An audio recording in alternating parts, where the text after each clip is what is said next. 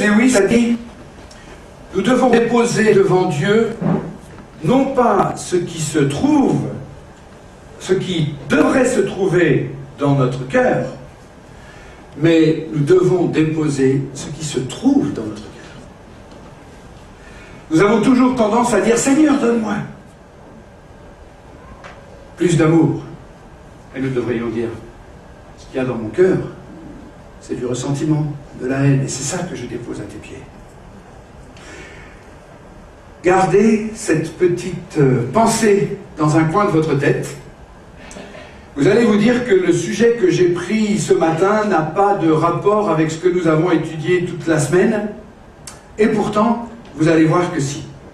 Et je vais demander à Serge, Paul et Sutch de venir nous lire à 3 voix le texte que je vous invite à suivre, qui se situe dans 1 Samuel, chapitre 15, versets 1 à 28, et nous ajouterons le verset 1 du chapitre 16. Voilà, vous pouvez vous partager le micro quand c'est le moment.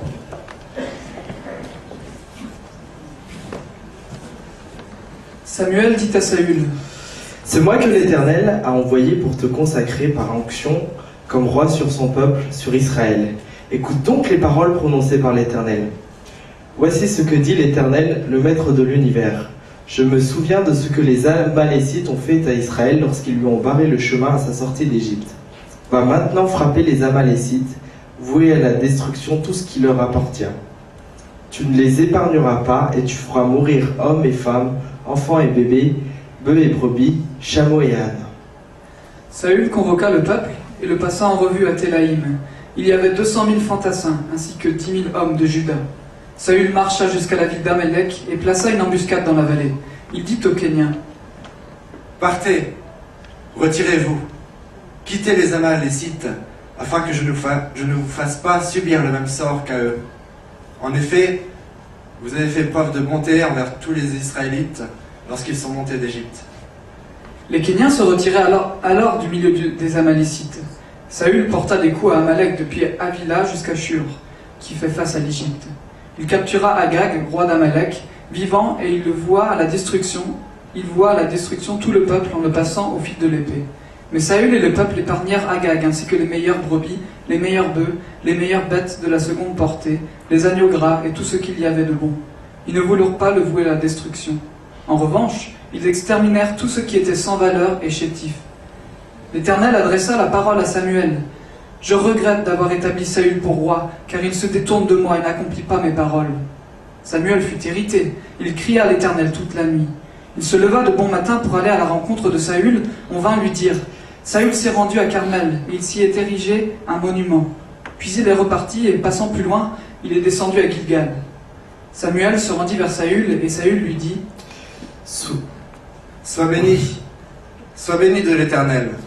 J'ai accompli la parole de l'Éternel. » Samuel dit, « Qu'est-ce donc ce bêlement de brebis qui parvient à mes oreilles et ce mugissement de bœufs que j'entends ?»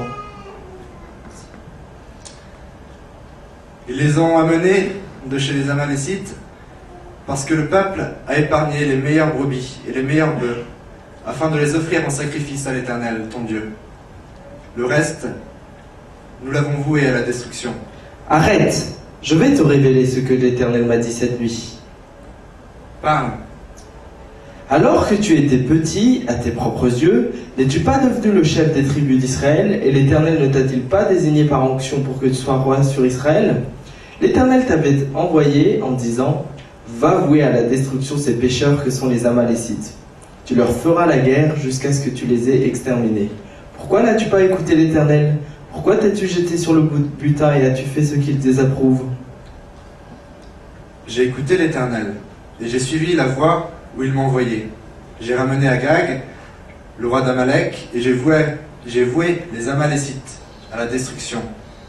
Mais le peuple a pris sur le butin les meilleures brebis et les meilleurs bœufs qui devaient être consacrés, afin de les offrir en sacrifice à l'Éternel, ton Dieu, à Gilgal. L'Éternel trouve-t-il autant de plaisir dans les holocaustes et les sacrifices que dans l'obéissance à sa voix? Non, l'obéissance vaut mieux que les sacrifices, et l'écoute attentive vaut mieux que la graisse des béliers. Oui, la révolte est aussi coupable que la divination, et la résistance au Seigneur est aussi fautive que le recours au téraphim. Puisque tu as rejeté la parole de l'Éternel, il te rejette lui aussi comme roi. J'ai péché, car j'ai enfreint l'ordre de l'Éternel et tes paroles. J'ai eu peur du peuple et je l'ai écouté.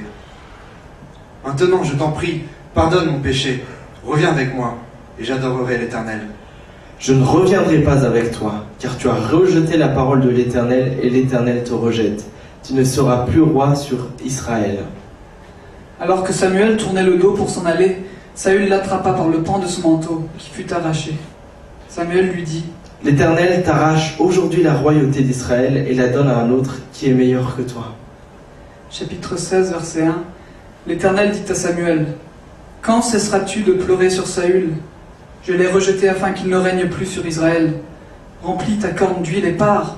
Je t'envoie vers Isaïe, le Bethléemite, car j'ai vu parmi ses fils celui que je désire pour roi. Merci les gars.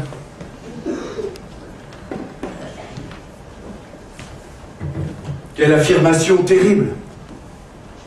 Dieu dit: je me suis donné un autre roi parce que Saül m'a déçu. Cet autre roi, bien sûr, ce sera David. Et dans ce contexte, David est une merveilleuse image de Jésus-Christ. Mais si David est une image de Jésus, de qui Saül est-il l'image? Saül est une image d'Adam, de vous, de moi. Nous sommes descendants d'Adam. Et dans cette histoire, on pourrait faire arrêt sur image et chaque fois trouver une correspondance entre l'attitude de Saül et la nôtre. Il y a en filigrane la silhouette de Christ et en filigrane l'exemple ou l'illustration des relations qui sont les nôtres avec le Seigneur. Avant Saül, Israël n'avait pas de roi. Dieu régnait sur Israël et sa volonté était communiquée par les juges, comme Samuel par exemple. Ce n'étaient pas des rois, mais simplement des hommes qui exprimaient, communiquaient la volonté de Dieu au peuple d'Israël. Et puis un jour, le peuple a dit: nous voulons un roi. Aïe aïe aïe, c'était pas tellement un compliment à l'égard de Dieu. Est-ce que Dieu n'était pas déjà le roi? Non, dit-il, nous voulons un vrai roi. Ah, parce que moi, l'Éternel, je ne suis pas votre roi? Non. Et pourtant Dieu a dit: accorde-leur ce qu'ils désirent. Ainsi, Samuel a trouvé Saül, premier roi d'Israël, un homme de belle prestance, qui avait l'air d'être prometteur, et on pouvait s'attendre à ce que Saül soit un roi à la hauteur. Mais c'était les jours meilleurs, au le début. Voici ce que dit Samuel: alors que tu te considérais comme un personnage peu important, tu es devenu le chef des tribus d'Israël et l'Éternel t'a oint pour t'établir roi d'Israël. Mais Saül n'a pas conservé cette attitude. Il s'est cru de plus en plus important. Parce que le but de Dieu, en faisant Saül roi, n'était pas de renoncer à sa propre royauté. Saül n'était qu'un roi sous l'autorité de Dieu. Il était vice-roi en quelque sorte. Il n'avait été établi que pour faire ce que Dieu souhaitait et désirait qu'il fît. On peut le voir dans le premier chapitre du verset 15. C'est moi que l'Éternel a envoyé pour te conférer l'onction, qu'il t'a établi roi de son peuple Israël. Maintenant donc, écoute les paroles de l'Éternel. Voilà un petit peu le cahier, la feuille de route que Saül avait reçue, d'écouter la voix de Dieu pour exercer son règne sous l'autorité du roi des rois. Et je pense que quand on se sent roi, on a l'impression qu'on a d'ordre à recevoir de personne. Et Saül n'a pas été un roi sous l'autorité de Dieu. Il était loin pour faire la volonté de Dieu et régner sur le peuple selon la volonté de Dieu, mais Saül a décidé de faire selon ses conditions à lui, et selon son plan à lui. Et nous devons faire un parallèle. Chaque fois que Dieu nous place dans une situation d'autorité quelconque, c'est toujours pour que nous exercions cette autorité sous son contrôle, sous sa direction, sous ses directives. En fait, nous avons tous quelque part de l'autorité, mais à condition que nous acceptions d'être vice-roi ou vice-responsable de ce que Dieu nous a confié.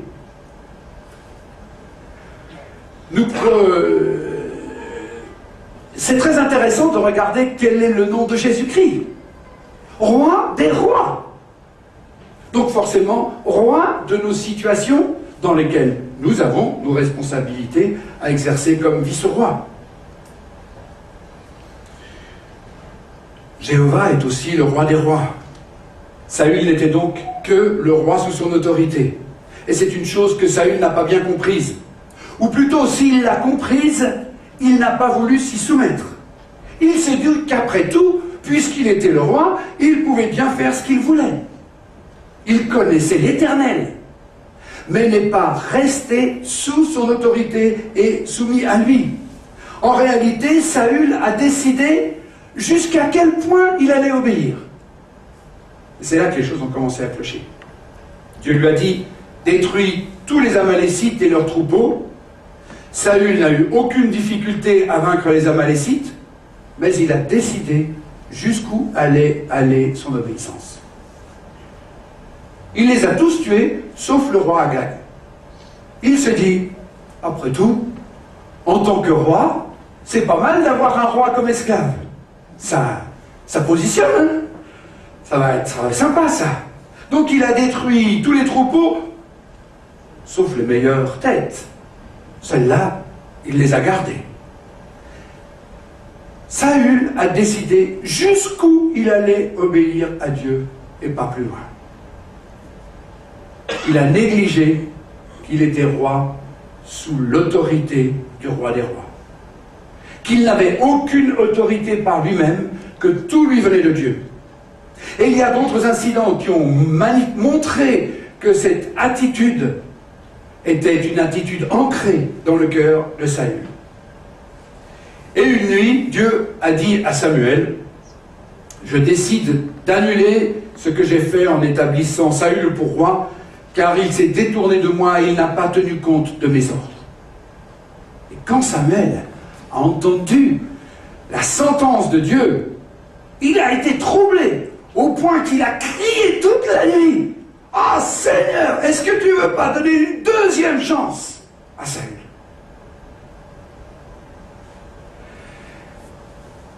Mais Dieu est resté très ferme. Selon la version d'Arby, Dieu a dit « Je me repens d'avoir fait Saül pour roi. » Et le lendemain, Samuel était bouleversé de devoir annoncer la nouvelle à Saül.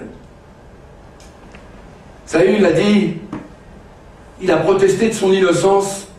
Il a dit, j'ai fait tout ce que Dieu a demandé. Quand on lit le texte, on a dit, t'es quand même un petit peu un baratineur, Saül. Là. Franchement, tu triches avec la réalité. Quel menteur. Alors, Samuel, qui n'était pas fou non plus, a dit, mais qu'est-ce que c'est les bêlements que j'entends là derrière? C'est quoi tous ces cris d'animaux là? Ces mugissements qui montent jusqu'à mes oreilles? Tu n'as pas exécuté le commandement de l'Éternel. Et Saül a dit, ouais, ok, je ne l'ai pas exécuté tout à fait, parce qu'en fait, ce sont les soldats. Toute ressemblance avec des choses qui ont été évoquées cette semaine sur la responsabilité transférée sur les autres, la culpabilité, enfin vous voyez, on est dans notre sujet. Ouais, ce sont les soldats, là, ils ont épargné les meilleures bêtes et les meilleurs animaux pour les offrir en sacrifice à l'Éternel. Et le bel hypocrite de Saül, pour l'offrir en sacrifice à l'Éternel, ton Dieu, Samuel. Ah ben vas-y, mets la faute sur Samuel pendant que tu y es. C'est tellement simple. Vous avez noté? Ton Dieu. gonflé, le mec. Moi, j'aurais été Samuel, j'aurais envie de dire, eh, s'il te plaît, tu ne mets pas la faute sur mon dos, hein. C'est toi qui as désobéi, pas moi. Saül n'avait sans doute pas du tout l'intention de sacrifier ses animaux pour le Seigneur. Il avait envie d'enrichir ses troupeaux. Hein. Il a essayé de s'excuser. Il a continué d'affirmer que, oh là là, il voulait faire la gloire de Dieu, il voulait rendre un culte. Ouais, allez, arrête, mon vieux, c'est pas la peine, ta cause est perdue. Samuel a dit, puisque tu as rejeté les ordres de l'Éternel, lui aussi te rejette et te retire sa royauté. Et dès ce moment, Saül n'a plus été roi d'Israël. Il a continué. C'est pourquoi l'Éternel te rejette et te retire la royauté. Et tout ce que tu vas faire à partir de maintenant, ça comptera pour du beurre. Non seulement ça va compter pour du beurre, mais ça va ajouter à la pagaille. Revenons à notre image. Si Saül est une image d'Adam, alors son péché est une image de la chute, mais c'est aussi une image de mon péché, de ton péché. Dieu avait donné la royauté à Adam sur toute chose, sur la créature entière. Et après la chute, Dieu a retiré aussi à Adam la royauté, comme il l'a retiré à Saül. Et c'est le même processus qui s'est enclenché contre Adam que contre celui de Saül. Puisque tu as rejeté la parole de Dieu, tu as aussi rejeté la création. Et la création a cessé d'être soumise, d'être sous l'autorité d'Adam. Adam était le roi de la création et il est devenu le serviteur de la création. C'est marrant de voir comme aujourd'hui, l'homme essaye, par la technologie, de retrouver son pouvoir et son royaume sur la création. Hein, on sent bien. Pensez à ce que Christine Boutin disait d'un point de vue prophétique, que l'homme voudrait absolument contrôler la naissance, le sexe, la position des hommes. L'homme est en train d'essayer de se remettre dans sa position sur la création. Mais c'est peine perdue. Dieu a dit à Adam, et par lui à toute la descendance et à nous, la même chose qu'à Saül. Ainsi, l'Éternel t'arrache aujourd'hui la royauté pour la donner à un autre meilleur que toi. Selon Darby, il donne la royauté à ton prochain qui est meilleur que toi. Et c'est là que l'Évangile prend de nouveau tout son relief. Nous sommes incapables, nous n'avons pas réussi, nous avons choisi de désobéir aussi. Et Dieu a envoyé Jésus, qui s'est fait homme, comme vous, comme moi, pour devenir notre plus proche parent, notre plus proche prochain, qui soit meilleur que nous pour prendre la royauté à notre place. Comme Adam, Dieu nous avait fait roi, ou plutôt vice-roi. Il nous a confié à tous un petit royaume sur lequel régner. Dans toutes nos sphères d'influence, nous avons des gens en dessus de nous. Nous sommes responsables de famille, nous sommes mariés, nous sommes cadres dans une entreprise, nous sommes responsables de moniteurs d'école du dimanche, anciens. On a tous quelque part une sphère d'influence, une sphère de responsabilité. Nous avons tous des gens à l'égard desquels nous devons exercer notre responsabilité, mais dans ces sphères, nous ne sommes que des vice-rois et des vice-reines, parce que nous devons exercer cette autorité sous l'autorité du roi des rois, de Jésus. Mais très souvent, à l'image d'Adam ou de Saül, nous avons abusé de notre position. Nous nous sommes comportés et nous nous comportons comme si c'était nous les rois, comme si c'était nous les chefs. Et nous avons la fâcheuse tendance à vouloir imposer notre point de vue, à vouloir nous affirmer par notre autorité, à vouloir dominer, à nous mettre nous-mêmes au centre. Et en faisant cela, nous reproduisons ce que Adam et Saül ont fait. Nous ne tolérons pas que notre autorité soit mise en question. Et finalement, ce qui est tragique, c'est que nous devrions agir et vivre en étant sous l'autorité de l'agneau qui est assis sur le trône, et vous voyez qu'on est en plein dans notre sujet. Et au lieu de refléter les dispositions et les caractères de l'agneau dans notre sphère de responsabilité, nous reflétons plutôt que nous sommes des lions, des chacals pour mordre au tibia et faire avancer les autres, des chiens pour aboyer. Nous donnons une curieuse image de l'agneau dans notre sphère d'influence. Parce que c'est notre moi qui est la cause de tous nos péchés, des plus horribles aux plus respectables. Et si nous croyons, à cause de la domination de notre moi, que c'est nous qui sommes rois, eh bien, il n'y a plus qu'une chose à faire pour le Seigneur, c'est de dire, je te retire la royauté, parce que c'est moi qui vais être le roi. Ainsi, nous faisons la même chose qu'Adam, nous faisons la même chose que Saül, et à chacun d'entre nous, Dieu doit dire la même chose, puisque tu as rejeté les ordres de l'Éternel, l'Éternel te rejette aussi. Comme tu n'as pas respecté les termes de la loi, dans un grand nombre d'occasions, tu es rejeté comme roi. Qu'est-ce que ça signifie? Est-ce que ça signifie que Dieu nous rejette personnellement? Non. Dieu ne nous rejette pas personnellement, mais il nous rejette comme roi, comme responsable. Il va nous ôter la royauté. Dieu a dit à Saül, l'Éternel t'arrache aujourd'hui la royauté pour la donner à un autre meilleur que toi. Mais toi et moi, nous sommes aussi des rois rejetés. Et Dieu veut donner la royauté dans notre vie, dans notre sphère d'influence, dans notre famille, dans notre église. Dieu veut donner la royauté à un meilleur que moi. Ça, c'est l'enjeu. Nous essayons tous de nous maintenir sur le trône et de nous maintenir dans nos positions. C'est une erreur. Nous sommes déjà disqualifiés pour exercer notre royauté. Sur la croix, Christ n'est pas seulement mort pour moi. Sur cette croix, il a été jugé. Nous l'avons tous été lorsque Christ a été jugé. Cela nous a été plusieurs fois souligné durant la semaine. Dieu n'a pas jugé son Fils comme tel, mais à cause de ce qu'il a porté et représenté pour nous. Et la croix souligne clairement que nous avons été rejetés comme rois. Dans ma sphère d'influence, ce n'est plus moi qui dois régner, c'est Christ.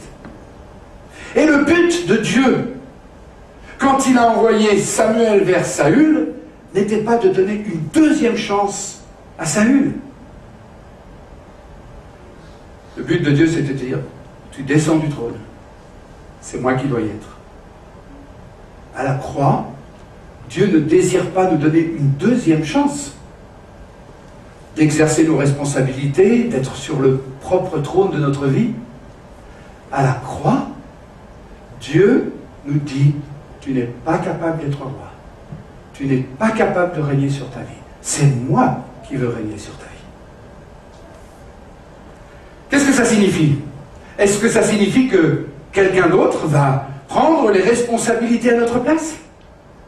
Est-ce que ça veut dire que quelqu'un va être responsable de l'école du dimanche à ma place? Est-ce que ça veut dire que quelqu'un va être ancien à ma place? Est-ce que ça veut dire que quelqu'un va être président de France Évangélisation à ma place? Oui, oui, c'est exactement ce que Dieu veut faire. Parce qu'il veut mettre un meilleur que moi à ma place. Il veut mettre un meilleur que toi à ta place. Il veut mettre Jésus à ta place. Il veut mettre David, Jésus. David est venu pour supplanter Saül, pour prendre sa place. D'ailleurs, par la suite, David sauvera Saül et sauvera Israël. David partira seul attaquer le géant Goliath en risquant sa vie pour délivrer Israël qui était captif des Philistins. Il sauvera Israël, il sauvera Saül et il rendra les honneurs. Mais quand Saül verra la montée de David, il va commencer à comprendre qui est celui qui va le supplanter, qui va prendre sa place.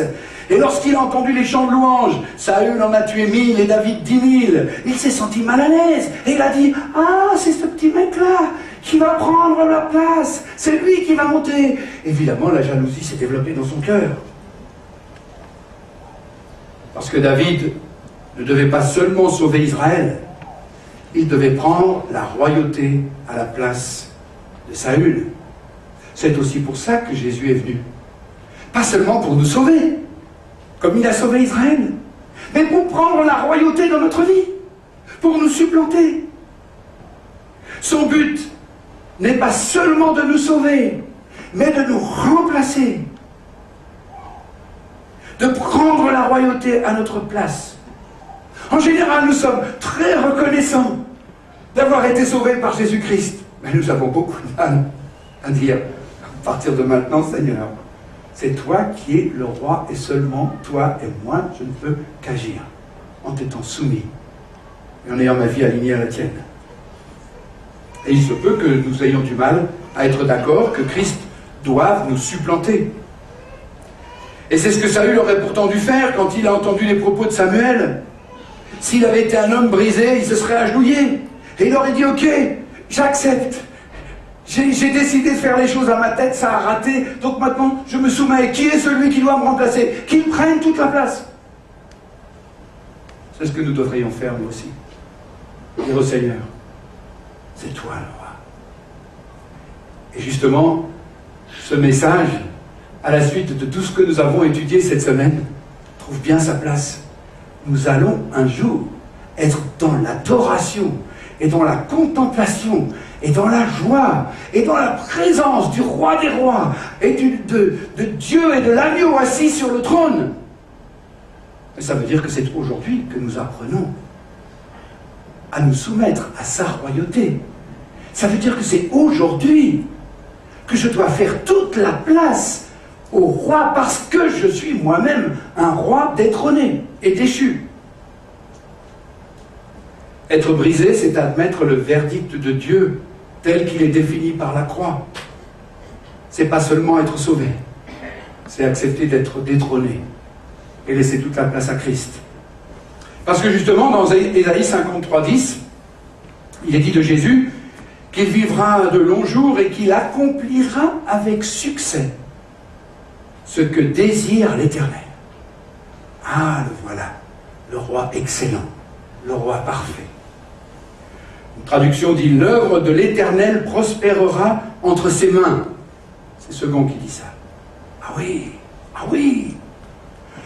le roi que Dieu s'est choisi pour nous supplanter, celui-là, tout prospère, tout réussit entre ses mains. Mais nous avons du mal à nous abandonner et nous sommes d'accord pour confesser nos péchés, mais nous avons du mal à admettre que nous devons descendre de notre trône et donner toute la place à Jésus-Christ pour qu'il soit le roi de notre vie.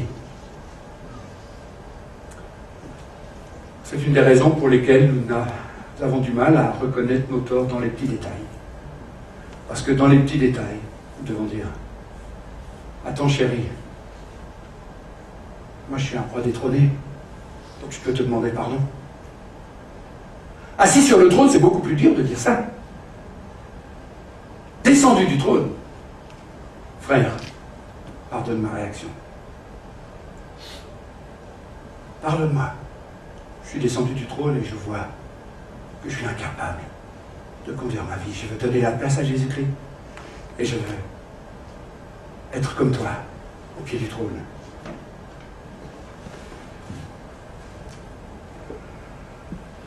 Malheureusement, nous continuons en essayant de régner. Nous essayons de nous améliorer. Mais c'est pas ce que Dieu veut. Il veut que nous reconnaissions notre incapacité à gérer notre propre vie, à régner sur notre propre vie. Et il attend que cette mère de famille descende du trône et reconnaisse ses limites, que ce père de famille descende du trône et reconnaisse ses limites, que le responsable, que le leader, n'importe qui d'entre nous, où que nous soyons, dans notre entreprise, à l'école, au lycée, dans la famille, dans l'église, que nous puissions dire « Ouais, je descends, j'accepte ».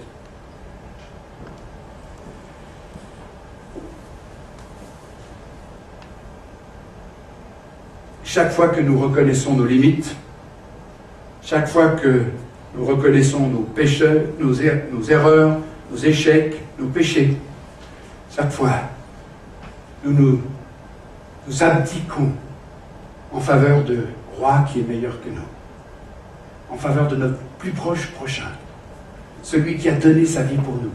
Nous lui disons, non, excuse, ta place est là, et la mienne est là. Saül n'a pas voulu faire cela. Il y a eu très rapidement 3 conséquences. La première chose, c'est que, à partir du moment où il a refusé de descendre du trône, Israël a rencontré problème sur problème. Saül a essayé d'être roi, et tout ce qu'il a réussi à faire, c'est créer la pagaille. Au point que Israël est devenu esclave des Philistins. Pourtant, durant toute cette période, David était là. Il était là. Il fréquentait le roi. Il était au palais, il était là. Mais Saül ne lui a pas donné sa chance. Au contraire, on va revenir là-dessus tout à l'heure. Et nous enchaînons problème sur problème, nous développons pagaille sur pagaille, parce que nous ne sommes pas prêts à abdiquer en faveur du meilleur que nous, de notre proche prochain. Lui, la Bible dit que tout ce qu'il fait réussit. Moi, en général, tout ce que je fais, ça rate. Donc il y aurait intérêt à le laisser se substituer à moi. Et nous faisons des efforts âprement pour tenter d'être des bons chrétiens, au lieu d'abdiquer, au lieu de reconnaître qu'il faut simplement laisser le proche prochain, le meilleur, prendre la royauté à notre place, et ainsi nous préparer à régner dans l'éternité. La deuxième chose, c'est que Saül, qui n'a pas voulu se laisser briser, a éprouvé une jalousie terrible envers David. Et je pense que c'est la même chose pour nous. Vous allez dire, Alain, il y a un truc qui ne marche pas là.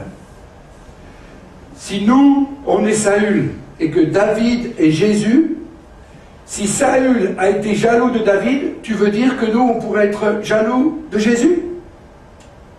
Ouais. On est jaloux des solutions et des propositions de Jésus. Dès que quelqu'un est appelé à partager nos responsabilités, on sort les griffes et on fait exactement comme ça. On n'est pas d'accord avec la proposition et le projet de Dieu d'être remplacé nous-mêmes. Ouais. On peut être jaloux et méfiant à l'égard du plan de Dieu quand il veut nous remplacer quelque part.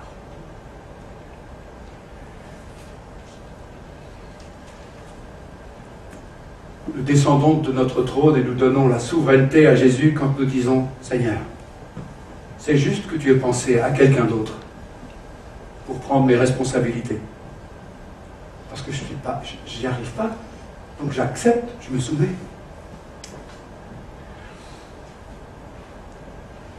Tous les rois, nous sommes tous des rois et des reines rejetés, laissant le roi qui est bien meilleur que nous prendre en main toute chose. Aïe, aïe, aïe. C'est pas seulement un coup de temps en temps, hein, c'est toute chose. Et la seule façon de nous en sortir, c'est de dire oui, c'est de nous soumettre pleinement à Jésus-Christ.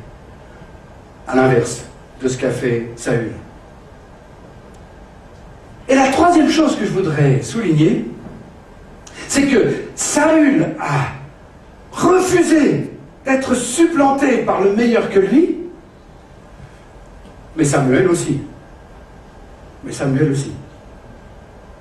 Samuel a eu du mal à admettre le jugement de Dieu envers Saül. Alors l'Éternel dit à Samuel, « Quand cesseras-tu de pleurer sur Saül? Je l'ai rejeté afin qu'il ne règne plus sur Israël. Remplis ta corne d'huile. Va et je t'enverrai chez Isaïe le Bethléemite, car j'ai vu parmi ses fils celui que je désire pour roi. » Moi, je suis très, très touché par la réaction de Saül. Oh, de Samuel. Oh, Saül était quand même bien. C'est toi qui m'avais montré comment le trouver. Pourquoi est-ce que tu lui as pas donné une deuxième chance, etc. Parce que nous sommes tous des Samuel en train de pleurer sur les Saül que nous sommes. Nous sommes en train de pleurer sur notre vieil homme déchu. Nous sommes en train de dire, mais pourquoi il n'a pas encore sa chance? Alors que dans le fond, ce que le Seigneur nous demande, c'est prends ta corne d'huile et va oindre celui que j'ai choisi. Va le reconnaître, va te soumettre à lui, va te réjouir que c'est lui. Et nous aussi, nous n'arrivons pas à nous réjouir que c'est Jésus qui doit nous supplanter, que c'est Jésus que Dieu a choisi pour être le roi de notre vie, pour être celui qui règne, celui que nous reflétons, celui que nous exprimons autour de nous. Et nous pleurons. Pourquoi est-ce que je ne suis pas un meilleur chrétien? Ça fait tellement longtemps que je m'efforce, tellement longtemps que je vais à l'église, j'ai lu tellement de bouquins, et je n'en suis que là dans ma vie. Mais bien sûr, tu n'en es que là dans ta vie. Parce que c'est Christ qui doit prendre la place. C'est lui qui doit vivre en toi. Bien des chrétiens se lamentent sur le Saül qu'ils sont, sur leur vieil homme, plutôt que d'être dans la louange à cause du sang de Christ, qui nous lave de tout péché et remettre toute chose entre les mains de Christ.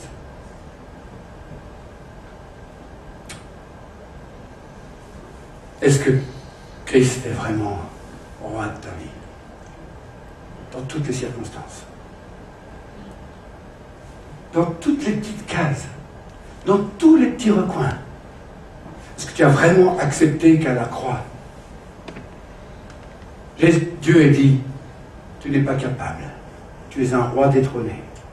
Maintenant, moi je m'en suis choisi un meilleur que toi. Je m'en suis choisi un, ton prochain, celui qui a donné sa vie pour toi, pour qu'il soit roi de ta vie. Nous voulons nous préparer pour l'éternité. Commençons maintenant à nous soumettre à la royauté de Christ dans chaque aspect de notre vie. Cessons de pleurer sur Saül. Cessons de pleurer sur notre vieil homme. Cessons de vouloir essayer de lui donner une deuxième, une troisième, une quatrième chance. Peu importe si David était faible et jeune, c'est lui que Dieu avait choisi. Après, il y a une autre partie de la vie de David qui n'est pas dans cet exemple que j'ai choisi. Mais moi, je voudrais vous inviter à un moment de silence.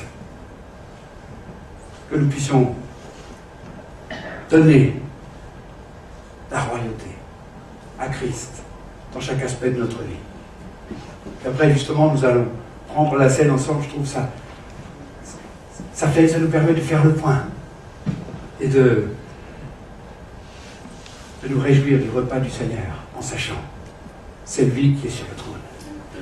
C'est lui qui doit régner aujourd'hui, maintenant, dans ma vie.